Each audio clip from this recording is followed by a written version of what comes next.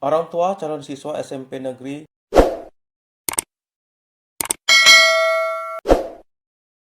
di Bandar Lampung banyak yang mendatangi sekolah, meskipun Dinas Pendidikan dan Kebudayaan Kota Bandar Lampung menginstruksikan pendaftaran melalui jalur online. Pantauan Tribun Lampung di SMPN 38 Bandar Lampung, orang tua banyak mendatangi sekolah yang terletak di Kecamatan Bumi Waras, Kota Bandar Lampung tersebut pada hari Selasa, tanggal 24 Juni tahun 2025. Kepala SMPN 38 Bandar Lampung, Maya Trisya Wardani mengatakan pihaknya mencatat ada 80 pendaftar yang ingin masuk ke sekolah yang dipimpinnya tersebut.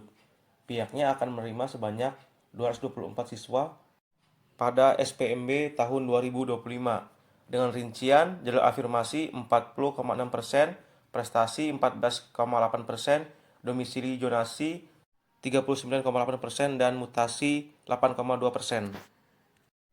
Akan ada 7 kelas. Berjubel-jubel lah. Terus, tadi gimana Bu proses pendaftaran tadi yang dilayani